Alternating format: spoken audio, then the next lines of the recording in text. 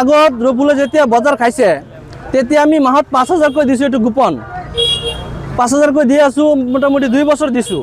তাৰ খাজনাৰ ৰচিদ চিলিপ টিলিপ চব আমাৰ হাতত আছে। কিন্তু সি 2 বছৰৰ কাৰণে বজাৰ আনিছে। যোৱা বুধবাৰে আমাক ফোন মাৰি কৈছে 1 লাখ টকা দিব লাগিব। আমি কৈছোঁ কিহৰ পইচা? সি কৈ আছে বজাৰ তুমি শ্বেডত দোকানদাৰী কৰি আছা, সেইটো কাৰণে 1 লাখ দিব লাগিব। আমি কৈ নাই, ইমান পইচা নিদিওঁ। পাছত আমি ফোন কাটি দিছোঁ।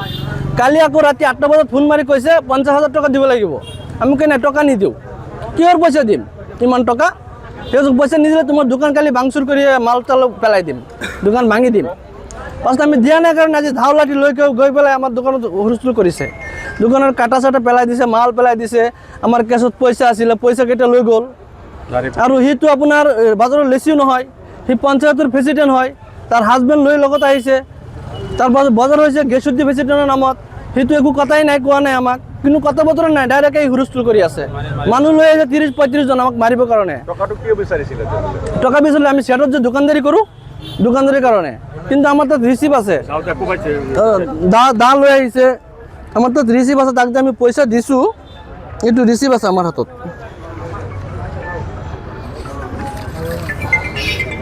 এইটো ৰিচিপ্ট আছে তাৰ,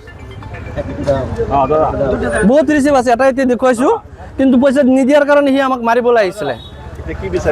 আমি ন্যায় বিচাৰিছোঁ, তাক চালান দিব লাগে, উপযুক্ত বিচাৰ হ'ব লাগে, আইনক ব্যৱস্থা। সি লেচি নহয় কিন্তু বজাৰত এতিয়া লেচি আছে, গেছুদ্দি প্ৰেচিডেণ্ট, এই ডিফল্টাৰ। যিকোনো খবৰৰ বাবে যোগাযোগ কৰক 9181 307 221 আমাৰ এই নম্বৰত।